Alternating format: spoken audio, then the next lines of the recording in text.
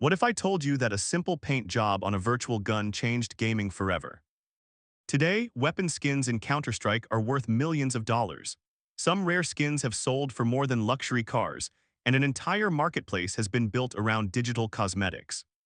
But Counter-Strike wasn't always like this.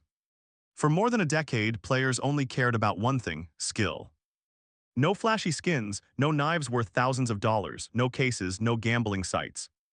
So how did Counter-Strike transform from a competitive shooter into one of the biggest virtual economies in gaming history?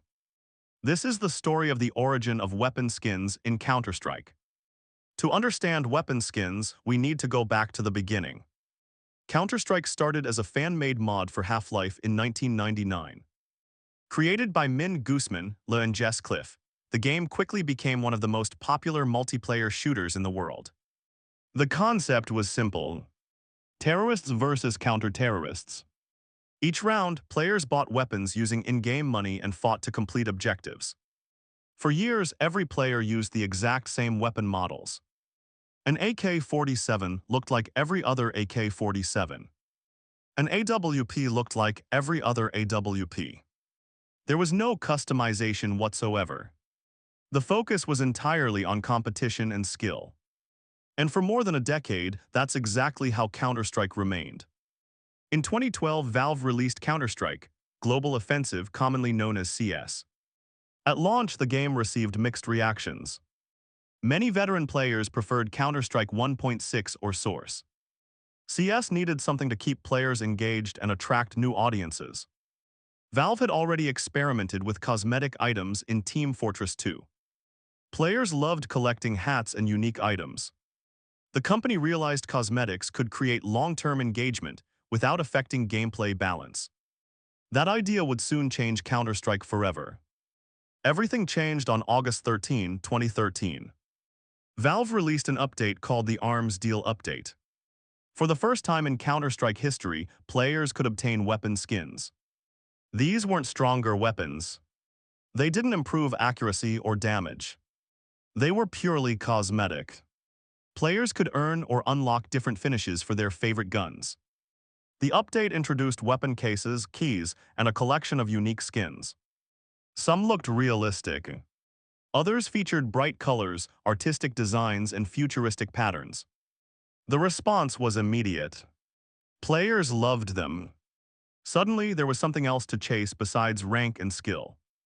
The Arms Deal update also introduced something far more powerful: cases. Players would receive weapon cases during gameplay. But to open them, they needed a paid key. This created a system similar to opening a mystery box.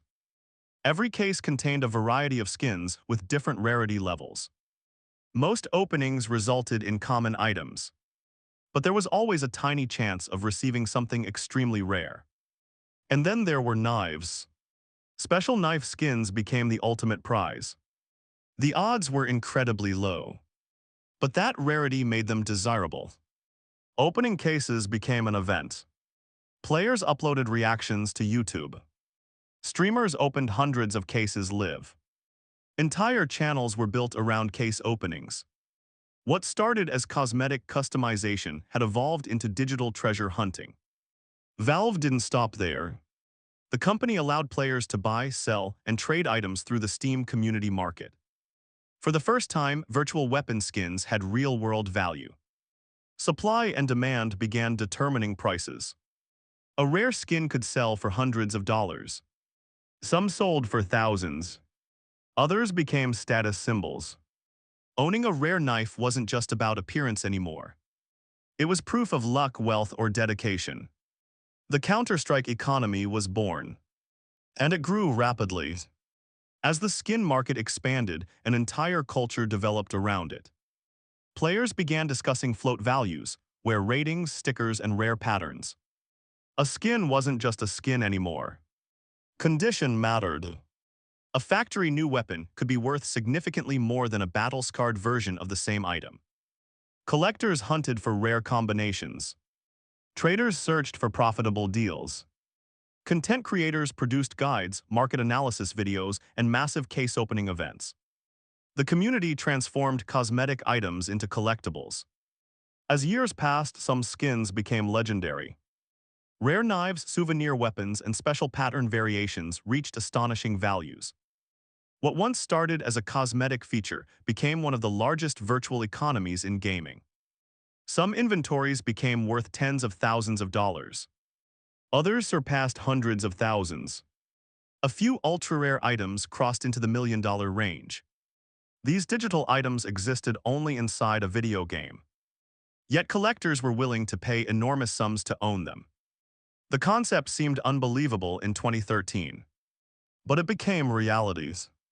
Of course, the skin economy wasn't without controversy. Third-party websites began using weapon skins as gambling currency.